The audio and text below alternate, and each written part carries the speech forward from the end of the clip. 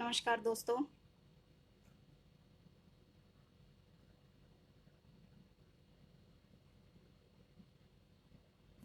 आप सभी का CITU हरियाणा के पेज पर स्वागत है। मेरी आवाज़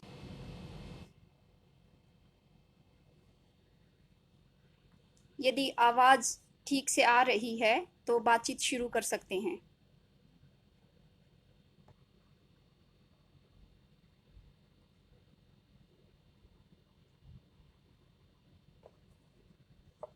आवाज़ के बारे में भी थोड़ा सा बताइए। आवाज़ ठीक आ रही है तो हम बातचीत शुरू कर सकते हैं।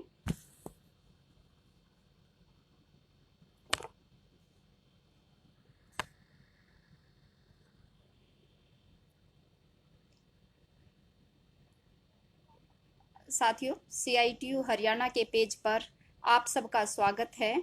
और CITU हरियाणा काफ़ी दिनों से लाइव चल रहा है और हम समसामयिक मुद्दों पे अपने मजदूरों के, किसानों के, आम नागरिकों के, मेहनत कश लोगों के, महिलाओं के मुद्दों पे हम बात कर रहे हैं। और हम ये समझ रहे हैं कि हम इस बातचीत को आने वाले समय में भी जारी रखेंगे। आपको हमारे इस पेज पर सांस्कृतिक कार्यक्रम भी, कविताएं भी, कहानियां भी और भी कई तरह की चीज़ें सुनने को, देखने को मिलेगी। और अलग अलग विषयों पे नई नई चर्चाएं आपको इस पेज पर आपको मिलेंगी। तो मेरा आपसे अनुरोध है कि आप इस पेज पर जुड़े रहें और रोज़ शाम को 8 बजे इस पेज पर जरूर आएं। आज हम बातचीत करेंगे कोरोना महामारी और श्रमिक महिलाएं। इससे पहले भी इस विषय पर हमने बातचीत की है। और हमने ये देखा है कि महामारी ने सबको प्रभावित किया है, लेकिन उन सबको एक तरह से प्रभावित नहीं किया है, कई तरह से प्रभावित किया है। जो महामारी है ये बढ़ रही है। और आज हम देखते हैं कि 3.25 लाख जो संक्रमित आज इसके आ चुके हैं। और एक बार पहले जब बातचीत हुई तभी भी ये बात थी कि अभी तक जो चित्र हमारा इस महामारी के बारे में बना है, वो चित्र जो महामारी में बीमार लोगों का और ऐसा बनता है, वो धीरे धीरे हमने देखा है कहीं पे, जैसे बॉम्बे में देखा, दिल्ली में देखा, लेकिन आमतौर पे जब हम सारी जगह पे देखते हैं तो उस तरह से नज़र नहीं आता। लेकिन इस महामारी के साइड इफ़ेक्ट के तौर पे हमें बहुत सारे चित्र बने हैं हमारे जहन में। और यूं कहें कि उन्होंने हमें बहुत गहरे से प्रभावित किया है और एक त्रासदी भी हमने देखी है। हम उसको महामारी का साइड इफ़ेक्ट कह सकते हैं कि इसके जितने इफ़ेक्ट महामारी के हैं वो तो हैं ही हैं। ये हमारी ज़िंदगियां भी ले रही है, हमें बहुत तरह से प्रभावित कर रही है। लेकिन जिनसे बचा जा सकता था, हम महामारी के बहुत सारे ऐसे साइड इफ़ेक्ट को भी झेलने को मजबूर हैं आज के दिन। इस पे हम थोड़ा सा बातचीत करेंगे। और इसमें जब हम देखते हैं कि कौन इस महामारी से प्रभावित हो रहा है, तो हम ये पाते हैं कि मेहनत कश आवाम है, वो इस बीमारी से सबसे ज़्यादा प्रभावित हुई है। और उसमें भी जब हम ये देखते हैं कि जो श्रमिक हैं हमारे, वो जो रोज कमा के खाने वाले लोग हैं, उनकी ज़िंदगी इस महामारी में बुरी तरह से प्रभावित हुई है। और उन लोगों की ज़िंदगी जो गांव से चले थे शहरों की तरफ, शहरों को बनाने, अपनी रोजी रोटी कमाने, और ये सोच के कि हमें शहर में थोड़ी बेहतर ज़िंदगी मिलेगी। जो लोग अलग अलग राज्यों से, अलग अलग महानगरों की तरफ जिन्होंने रुख किया था, और उन लोगों के ऊपर जो गुजरी है उसको शब्दों में बयां कर पाना काफ़ी मुश्किल है। और फिर जब हम ये देखते हैं कि उन पे क्या गुजरी, और इस चीज़ को जब हम ये देखेंगे कि उसमें फिर महिलाओं पे क्या गुजरी, क्योंकि महामारी को सबसे ज़्यादा प्रभावित किया है गरीब लोगों को, वंचितों को, दलितों को, श्रमिकों को। और जब हम महिलाओं की बात करते हैं तो महिलाएं, दलितों में भी महिलाएं दलित हैं, श्रमिकों में भी महिलाएं जो हैं, उससे श्रमिक होने के नाते तो उनका शोषण होता ही होता है, और एक नागरिक होने के नाते भी उनका शोषण होता है। जो सब सहन करते हैं ये दो तरह के शोषण, तो नागरिक के तौर पे, एक श्रमिक के तौर पे। लेकिन एक खास शोषण और है जो केवल और केवल वो इसलिए सहन करना पड़ता है क्योंकि हम महिलाएं हैं। तो उसके बारे में भी हम थोड़ी सी चर्चा करेंगे। और वो सारी जो है ये राजनीतिक जो राजनीतिक हमारी जो पॉलिसी हैं, जो सरकार की मंशा है, उसने इस त्रासदी को और भी ज़्यादा बड़ा बना दिया है, कहीं ज़्यादा हम ये कह सकते हैं कि इसको इसके इफेक्ट से ज़्यादा साइड इफेक्ट को बहुत बड़ा बना दिया है। और हमने देखा कि जब श्रमिक अपने गांव की तरफ पलायन करना शुरू हुए थे, तो उसमें महिला पुरुष बच्चे सब बुजुर्ग सब उसके अंदर थे। हमने सबको देखा कि किस तरह से उन्होंने, जो सरकार ने नारा दिया कि आत्मनिर्भर बनो, उनके सरकार के नारे से पहले उन्होंने अपने पैरों पर विश्वास करके और अपने ऊपर विश्वास करके कि सरकार हमें बस नहीं देगी चलने के लिए, हमें रेल नहीं देगी चलने के लिए, तो फिर भी हम चल सकते हैं और चल के हम अपने गांव अपने शहर पहुंच सकते हैं। वो पहुंचे भी बहुत सारे लोग, लेकिन बहुत सारे लोग नहीं भी पहुंच पाए। उसके जो चित्र हमारे पास हैं, पुरुषों के भी हैं लेकिन महिलाओं के, कि वो गर्भवती महिलाओं के सड़क के किनारे वो बच्चा पैदा हो रहा है, उस बच्चे को 1 घंटे बाद वो उस बच्चे को गोद में उठा के मीलों की यात्रा तय करती है। एक नौजवान लड़की अपने पिता को साइकिल पे पीछे बिठा के वो यात्रा करती है। एक महिला जो भूख के कारण जिसकी मौत हो गई, बच्चा अब उस माँ से उस माँ के जो उसका कपड़ा उसने ओढ़ा, वो जो कफन बन चुका उससे खेल रहा है ऐसा। और बिल्कुल सूखे हुए स्तन से बच्चे दूध पीने की कोशिश करते हुए, ऐसे चित्र हमारे सामने आए हैं बिल्कुल हृदय विदारक। और ऐसे मतलब हृदय विदारक दृश्य हमने हमारे कहीं यादाश्त में हैं। तो जब हिंदुस्तान और पाकिस्तान जब बंटवारा हुआ देश का वो बना, तो उस वक्त के जो दृश्य हैं वो आज भी जब वो हमारी कल्पना में आते हैं, हमारे सामने आते हैं, तो हमें परेशान करते हैं, हमें थोड़ा सा आहत करते हैं। और वो जो कल्पना हम करते हैं कि उस वक्त में क्या गुजरी होगी लोगों पे, उसको देख के सिहर जाते हैं। लेकिन ये जो पलायन था, ऐसा लग रहा है कि उस जो त्रासदी को भी इस पलायन ने कहीं पीछे छोड़ दिया। और उसमें जितना भूख से और जितना दुर्घटनाओं के अंदर और चलने की वजह से, अलग अलग बीमारियों की वजह से जितनी त्रासदियां हुई हैं, जितनी दुर्घटनाएं हुई हैं, जितनी जाने गई हैं, वो बहुत ज़्यादा हैं। और उसमें जब हम श्रमिक महिलाओं की बात करते हैं तो उनकी भी बहुत काफ़ी तादाद है। और श्रमिक महिलाओं की जब हम बात करते हैं तो कौन श्रमिक महिलाएं? वही श्रमिक महिलाएं जो कुछ दिन पहले तक हमारे घर में साफ सफाई के लिए आती थी, जो हमारे बच्चों की देखभाल करती थी, जो हमारे बुजुर्गों की देखभाल करती थी, जो हमारे घरों में खाना बनाती थी, जो कहीं पे फुटपाथ पे कहीं पे रेहड़ी लगाती थी, जो भवन बनाती थी, जो फैक्ट्रियों में मिलों में ज़्यादातर कपड़े के जितने भी टेक्सटाइल के जितने कारखाने वहाँ पर ज़्यादातर महिलाएं काम करती हैं। वो तमाम जो हैं, एक तरीके से हम कह सकते हैं कि मिल चलाने वाली, कारखाना चलाने वाली, हमारे घरों को चलाने वाली, भवन बनाने वाली तमाम महिलाएं।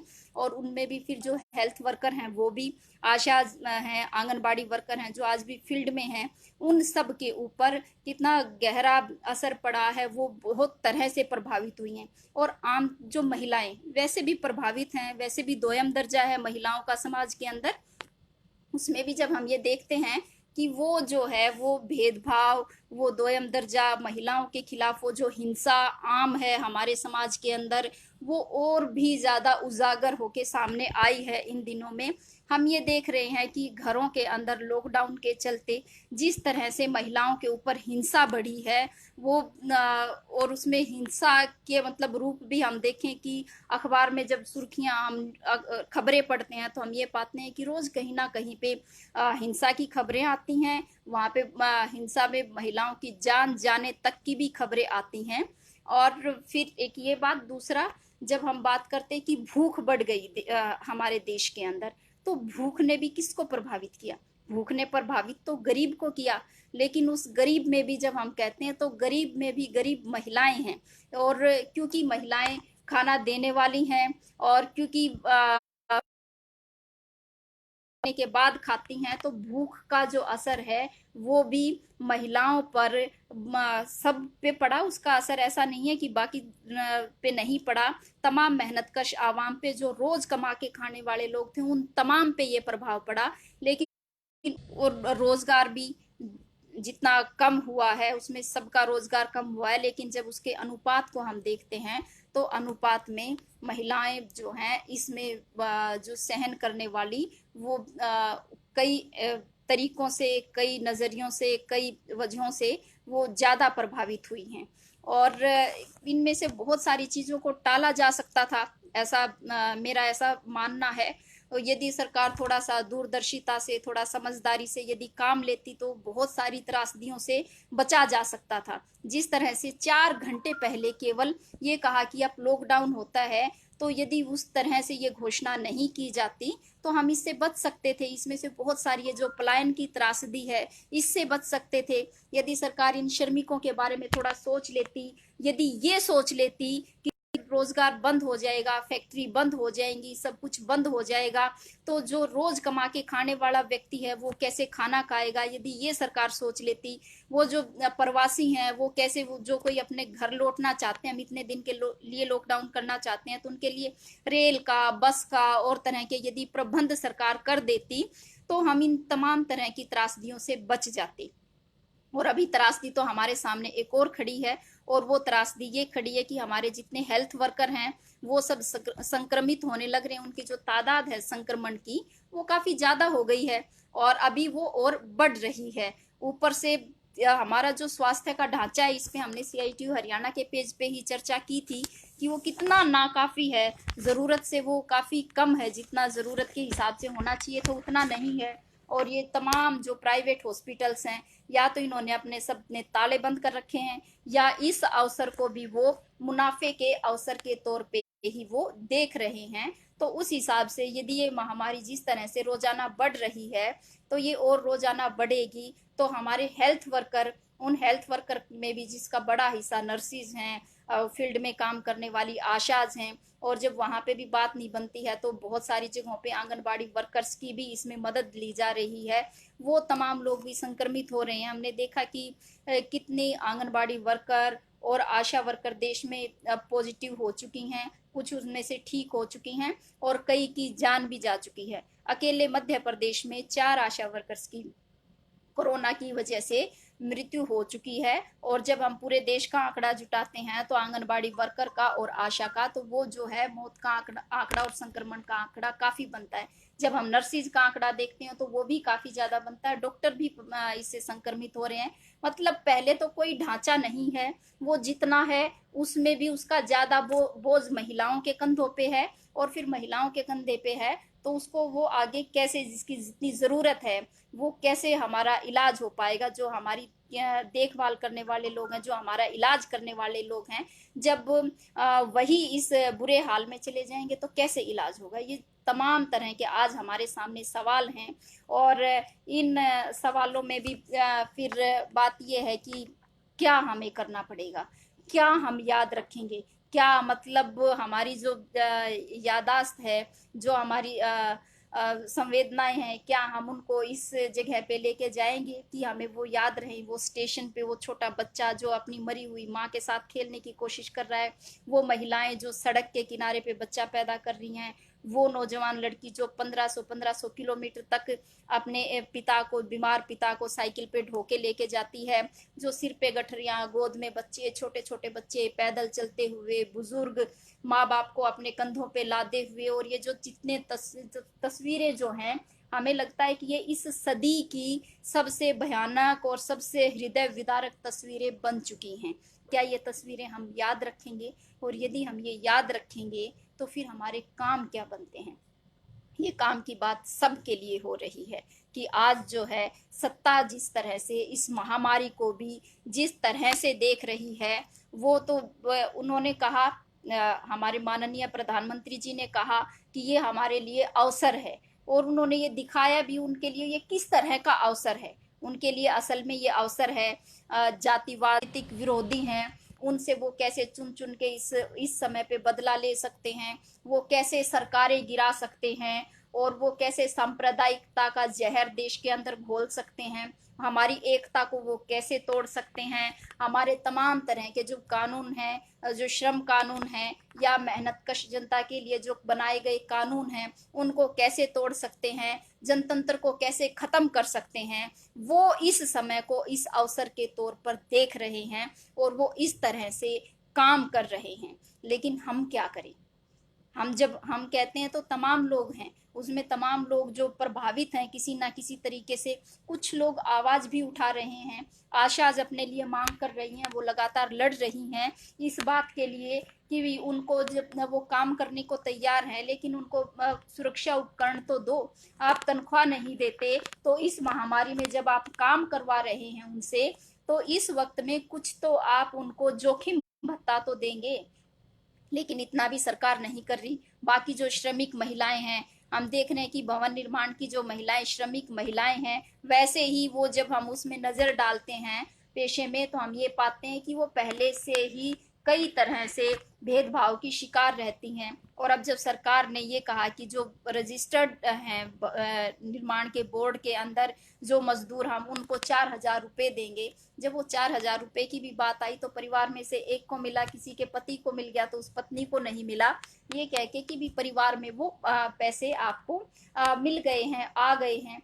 तो उस तरह से भी तो वो सब महिलाएं भी और हम सब श्रमिक होने के नाते, हम सब मेहनतकश होने के नाते, हम सब एक जनतंत्र प्रेमी होने के नाते, और हम इस समाज के अंदर जो शोषण है, इस शोषण को खत्म करने की जो हमारी प्रतिबद्धता है और उसके लिए जो हमारा संघर्ष है, उस प्रतिबद्धता के नाते हमें कुछ याद रखना पड़ेगा। और वो पीछे हमने देखा कि जब प्रतिरोध के स्वर इस देश के अंदर उठे हैं, तब एक कविता जो है काफी प्रसिद्ध हुई थी कि सब याद रखा जाएगा।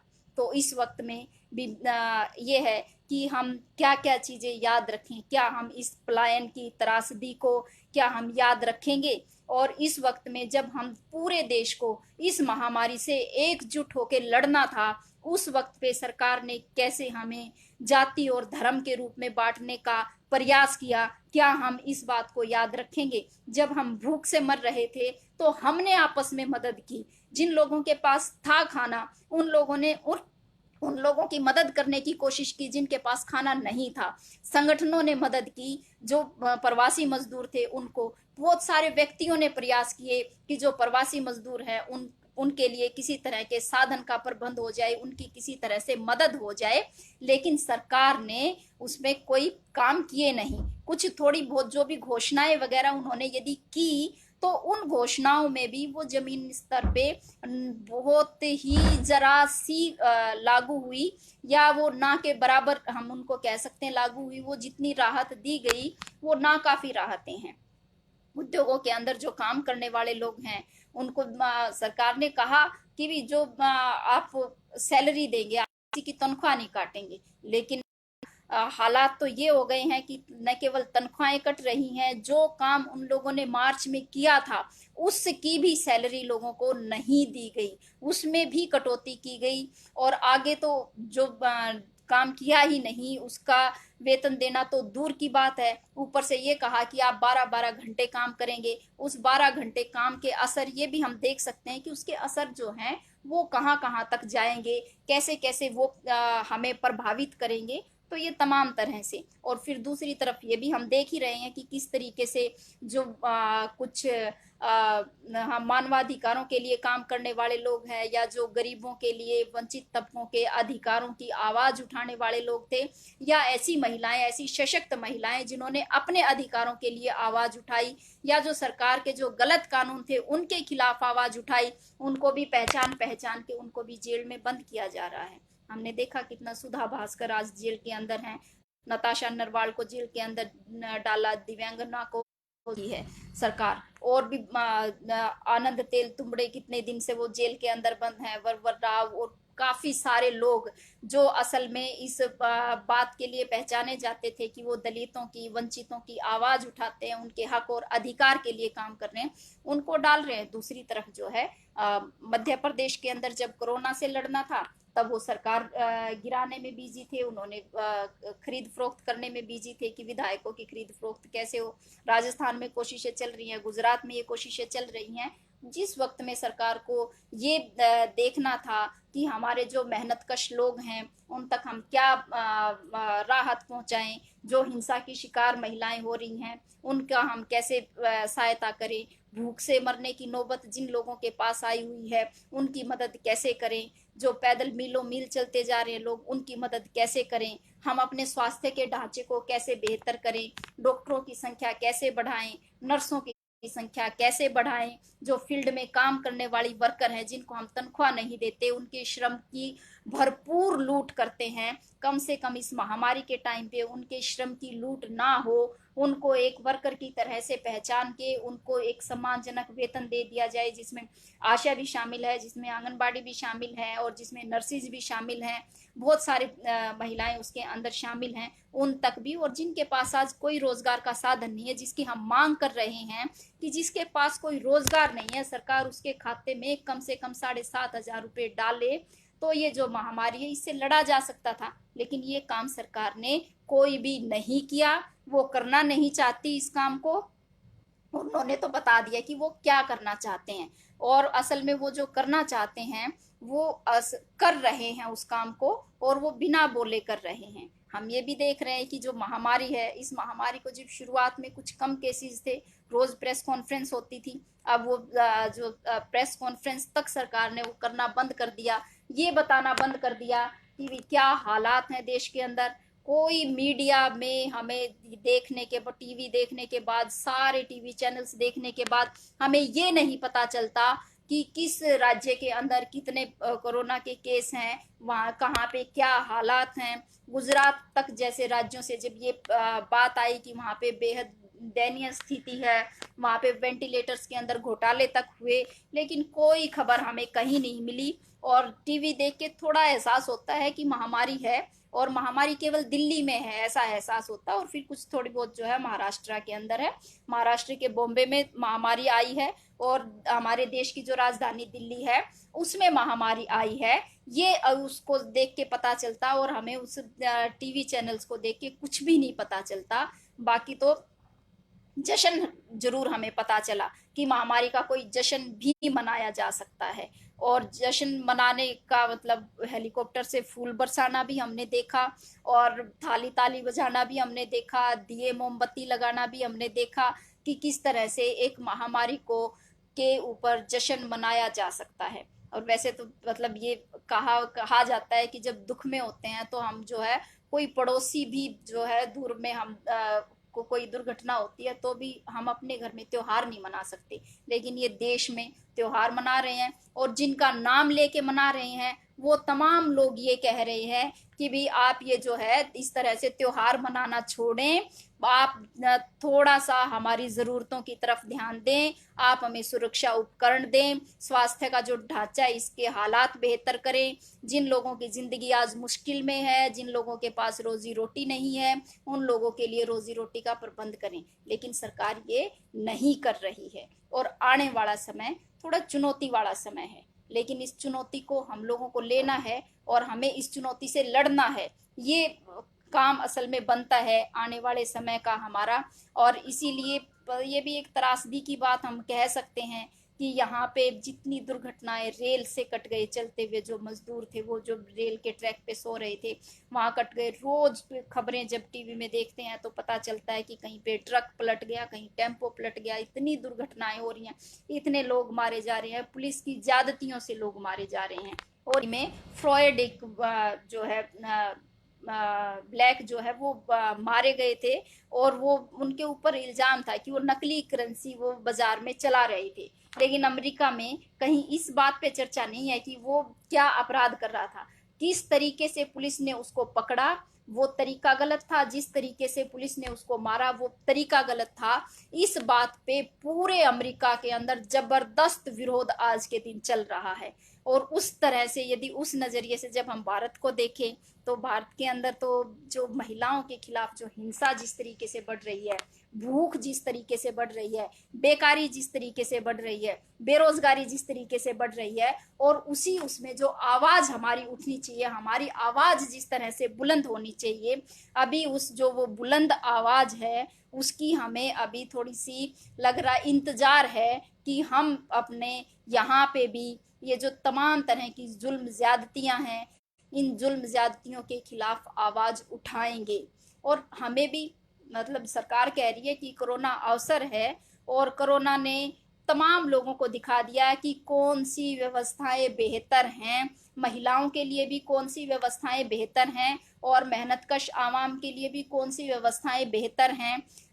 ये कोरोना से की महामारी से भी कैसे लड़ा जा सकता है। बहुत सारी दुनिया दुनिया के ज़्यादातर देश और अपने देश के अंदर भी अब ये प्रचार चल रहा है चीन के खिलाफ कि चीन किस तरीके से, वो अलग मसले हैं। लेकिन जहाँ पे बीमारी पैदा हुई वहाँ उस बीमारी को चीन ने रोक के दिखाया और वो पूरे चीन के अंदर वो बीमारी नहीं फैली। वियतनाम ने उस बीमारी को कंट्रोल करके दिखाया। क्यूबा में बीमारी उस तरीके से नहीं है और अपने भारत में भी केरल ने इस बीमारी को जो है रोक के दिखाया। ये देश के सामने ये मॉडल पेश किया कि इस महामारी से भी कैसे लड़ा जा सकता है। और फिर उसी में वो तमाम चीजें हैं जिनको हम कहते हैं कि उन्होंने अपने वर्कर्स को भी सम्मान दिया। उन्होंने जो प्रवासी मजदूर थे उनको प्रवासी मजदूर ना कह के मेहमान मजदूर कह के उनको सम्मान दिया, उनकी ज़रूरतों का ख्याल रखा, उनको शिक्षित किया। और जो बच्चे थे उनके लिए, जो गर्भवती महिलाएं थी उनके लिए, जिनके लिए पोषण की ज़्यादा ज़रूरत है, ये प्रबंध किया गया कि आंगनबाड़ी का जो राशन है वो उनके घर तक कैसे पहुंचे। सार्वजनिक खाद्य सुरक्षा की जो प्रणाली है उसके माध्यम से उन्होंने कोशिश की कि हर घर तक राशन पहुंचे और कोई भूखा ना रहे। इन कोशिशों की, और फिर स्वास्थ्य का ढांचा तो केरल के अंदर पूरे देश में नंबर 1 पे है ही। वो तो रातों रात या एक दिन में सरकार बना नहीं सकती। उसको, केरल को उस जगह पे पहुंचने में काफी संघर्ष करना पड़ा, काफी साल लगे हैं वहां तक पहुंचने में। आज हम प्रयास करेंगे तो वो काफी दिन लगेंगे वहां तक पहुंचने के लिए, लेकिन हम कोशिश, यदि मंशा हो तो पहुंच सकते हैं। लेकिन हमने ये देख लिया कि ये जो मौजूदा व्यवस्था है, ये मौजूदा व्यवस्था किसी भी तरह से वहां तक नहीं पहुंच सकती है। उसके लिए हमें एक बदलाव की मुहिम चलानी पड़ेगी। और कमाल बात यह है कि आजकल हम लाल सलाम कहते हैं तो लाल सलाम कहना भी अपराध हो गया है, कॉमरेड कहना भी अपराध हो गया है। और इसीलिए हम जानबूझ के हम ज्यादा कहते हैं और हम कहेंगे और हम लड़ेंगे। ये हमें पक्का यकीन है कि महिलाएं भी खड़ी होंगी। वो उनके खिलाफ जो शोषण और अत्याचार और जो ज्यादतियां आज हो रही हैं, उनके हकों के ऊपर जिस तरीके से डाका डाला जा रहा है, जितनी असंवेदनशीलता हमने समाज के अंदर देखी, हम उसके खिलाफ भी लड़ेंगे। जो सांप्रदायिक नफरत है, हम उस सांप्रदायिक नफरत के खिलाफ भी लड़ेंगे। और इंसान की ये फितरत है कि इंसान पहले है और उसके बाद हमारी तमाम पहचान हमारी दूसरी हैं। लेकिन सत्ता आज हमें दिखाना चाहती है कि जो है हम इंसान हैं, ये हमारी पहचान, प्राथमिक पहचान नहीं है। हमारी प्राथमिक पहचान है कि हम हिंदू हैं, मुस्लिम हैं, महिला हैं, पुरुष हैं, ब्राह्मण हैं और हैं। ये मतलब जातियों में बांटते हैं हमें, धर्म में बांटते हैं हमें, लिंग में बांटते हैं हमें। हमारे काम जो हैं वो निर्धारित करने की भी वो कोशिश करते हैं। और महिलाओं के लिए तो हमें पता है वो कोई ऐसी छुपी हुई बात नहीं है कि जो आरएसएस के पास और बीजेपी के जो सत्ता में बैठी है उसी का एक कहेंगे कि उसी के विचार को लागू करने के प्रयास जो कर रही हैं, वो इस वक्त में और भी खुल के आ गया कि जब ये जितने भी तरह के पैकेज चल रहे थे, राहत पैकेज दिए जा रहे थे, उनमें जो महिलाएं हैं जिनके श्रम की लूट सबसे ज्यादा हो रही है, महिलाएं हैं जो पहले से ही दोयम दर्जे पर हैं, उनके लिए स्पेशल,